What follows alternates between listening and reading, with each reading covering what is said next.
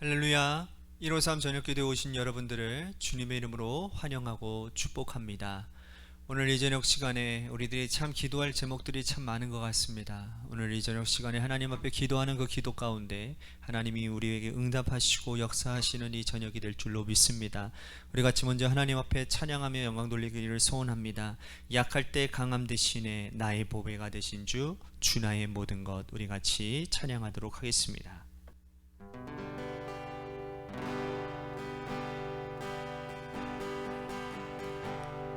약할 때 강함 대신에 나의 보배가 되신 주 나의 모든 것, 주 안에 있는 보물을 나는 포기할 수 없네. 주 나의 모든 것, 예수 어린 양 존귀한 이름, 예수 어린 양 존귀한 이름. 십자가 제사하셨네. 십자가 제사하셨네. 주님의 이름 찬양해. 주 나의 모든 것, 쓰러진 나를 세우고 나의 빈잔을 채우네. 주 나의 모든 것, 예수 어린 양 존귀한 이름, 예수 어린 양 존귀한 이름, 예수 어린 양, 예수 어린 양 존귀한 이름, 예수 어린 양 존귀한 이름.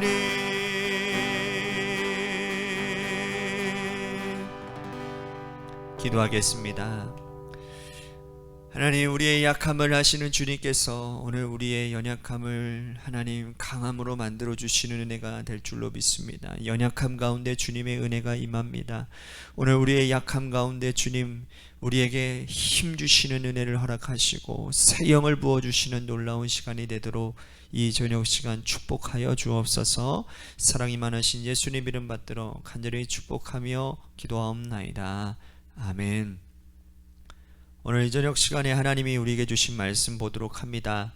야고보서 3장 1절에서 5절 말씀까지 보도록 하겠습니다. 야고보서 3장 1절에서 5절 말씀입니다. 우리 같이 한 목소리로 다 함께 봉독하겠습니다. 시작.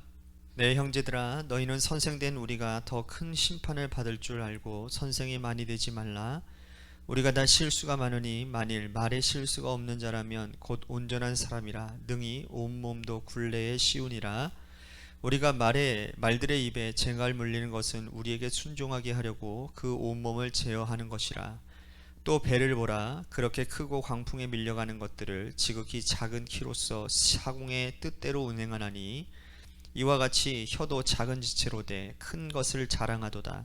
보라, 얼마나 작은 불이 얼마나 많은 나무를 태우는가. 아멘. 오늘 저녁 시간에도 하나님의 은혜를 사모하셔서 이제 나오신 여러분들에게 하나님의 신령한 은혜와 축복이 함께 하시기를 바라겠습니다. 사람은 관계의 존재입니다.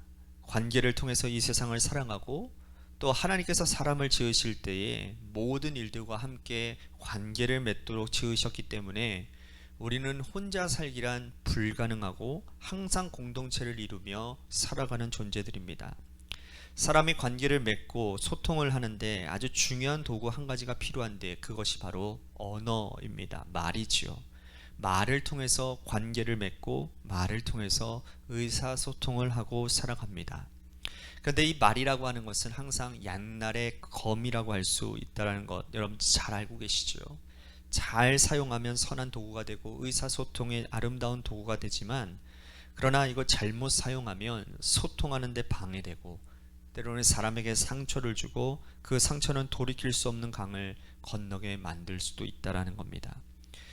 교회 안에 이런 일들은 예외가 아니죠. 많은 사람들이 교회 안에서 상처받았다고 합니다. 그런데 만나보면 그 상처로 비롯된 대부분의 것들이 말로 인해서 시작되어진 것이죠. 말이 말을 낳고 또한 그 사람의 영혼을 후벼 파고 그가 마음을 잃고 믿음을 잃고 교회 공동체를 떠나고 영원히 다시는 돌아오지 않도록 만드는 것 또한 말이 주는 심각한 피해라는 것입니다. 오늘 그런 맥락에서 야고보 사도가 말이 얼마나 무서운지를 일깨워주며 흩어져 있는 디아스포라 교회에 편지하면서 말을 항상 주의하고 조심해야 될 것을 그리고 우리의 입을 조심해야 될 것을 교훈하고 있다라는 겁니다. 2절 말씀 다시 보십시오. 우리가 다 실수가 많으니 만일 말에 실수가 없는 자라면 곧 온전한 사람이라 능히 온몸도 굴레에 씌우리라. 자, 우리가 다 말에 실수가 많다라는 이 말씀은 모든 사람들이 말에 대해서는 문제가 있을 수밖에 없다라는 사실을 인정하라는 뜻입니다. 나는 말에 있어서 실수가 있을 수밖에 없다라는 사실을 인정하게 되면 그 인정하는 것으로부터 상당 부분이 많은 것들이 달라지게 된다는 거죠. 나는 말에 실수가 있는 사람이니 인정하니까 조심하게 되는 겁니다.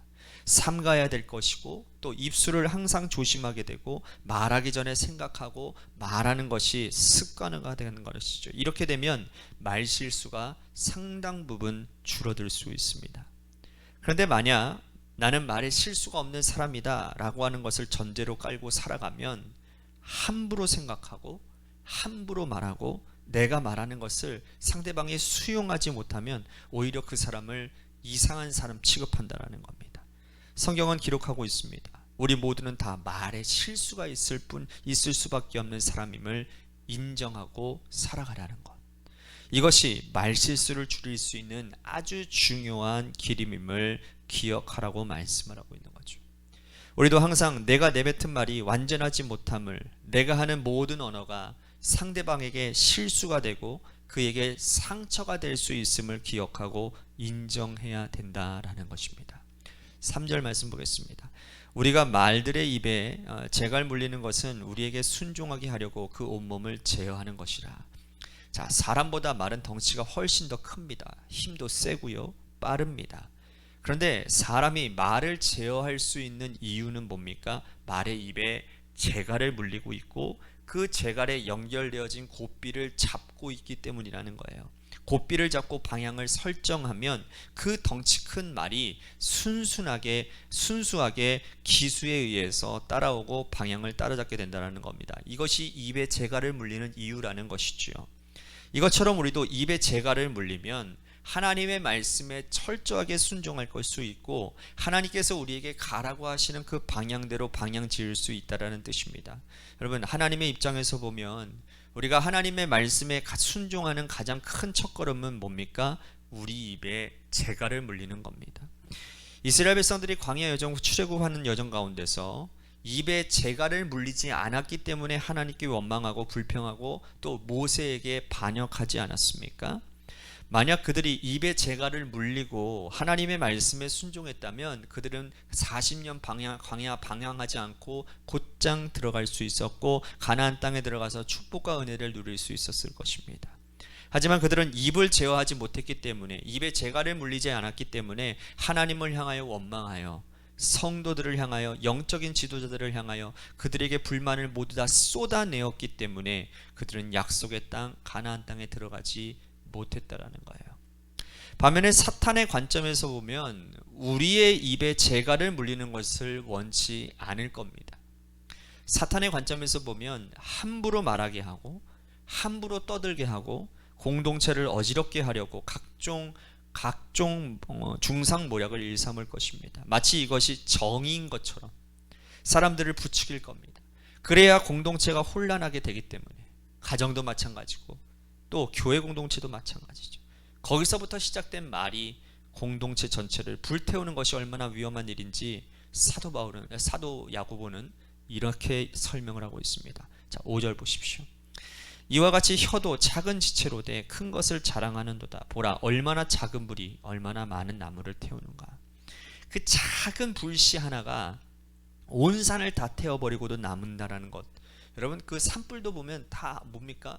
담뱃재 하나, 그 조그만한 담배 그 불똥, 그거 하나로 산불이 크게 일어나는 것 아닙니까? 혀가 작은 지체이지만 그 작은 지체인 혀로부터 촉발된 이 말이, 입에 재갈 물리지 않은 그 입으로부터 흘러들어오는 그 말이 온 공동체를 분열하게 만들고 불태우는 일을 경험하게 된다는 겁니다. 그러므로 말에 조심하는 것, 입에 재갈 물리는 것은 나를 지키는 일인 동시에 공동체를 지키는 일이라는 사실을 기억하라고 오늘 말씀하고 있다라는 겁니다. 사랑하는 성도 여러분, 그러므로 오늘 우리들이 참된 성도인가 가짜인가를 구별할 수 있는 가장 큰 기준이 되는 건 뭐냐? 그 사람이 하는 말을 들어보면 알 수 있는 거예요. 이 말이라고 하는 것은 그 사람의 마음을 표현하는 일이거든요. 여러분, 예배 드릴 때는 하나님을 찬양하고 입으로 간증하고, 그리고 입으로는 현재는 뭐예요? 중상모략하고 비방하는 일을 일삼는다면 그는 곧 교회 공동체에서 가짜라고 분별해도 무방할 정도일 것입니다.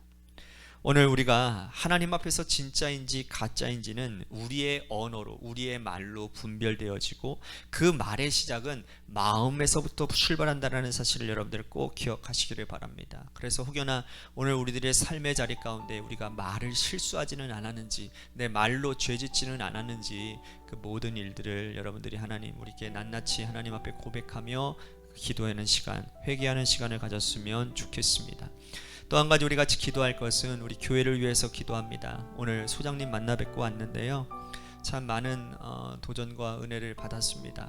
그 소장님께서도 우리 교회랑 비슷한 상황이세요. 그 교회도 한 90명 정도 모이는 교회인데 공공주도 재개발에 걸려서 그래서 참 남담했답니다. 준비하는 과정 가운데도 아무런 도움 없이 얼마나 많이 힘들었는지 모르더라는 거예요. 그럼에도 불구하고 많이 연구하시고 또 많은 도움을 통해서 보상금의 2배도 받으시고, 그리고 지금은 100개 교회를 섬기고 계시는 그런 일들을 하고 계신다고 말씀을 하십니다. 그렇습니다.